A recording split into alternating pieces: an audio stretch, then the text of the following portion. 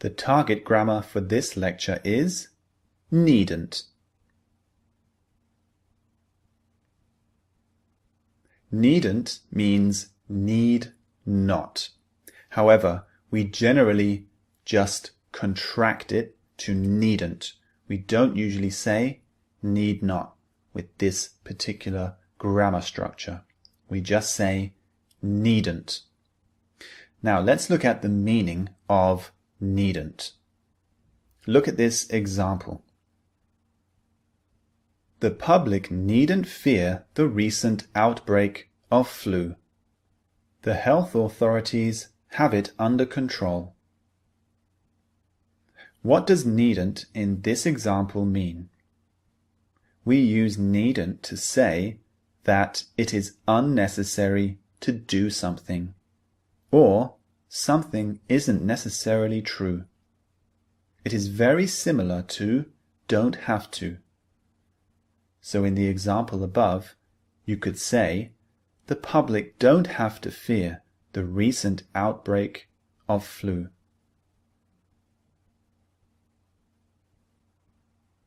So needn't is very similar to don't have to.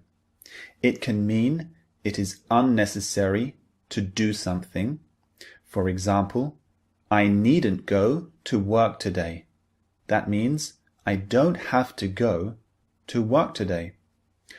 Or I can say, you needn't have lots of money to be happy. This means it isn't necessarily true.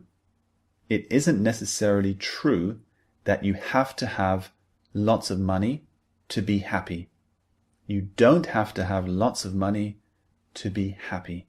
So needn't has two very closely related meanings. Let's go through some examples so it's much clearer for you. Here is the first one. You needn't worry about preparing food tonight. I'm going to order a nice curry for dinner. So we can replace needn't here for don't have to. You don't have to worry about preparing food tonight. Here's another example. A car buyer says, I like the car, but I'm wondering about how much fuel it consumes. And the car seller responds, Oh, you needn't be concerned about that. It's the most fuel-efficient car of its type. So again, you can replace needn't with don't have to. You don't have to be concerned about that.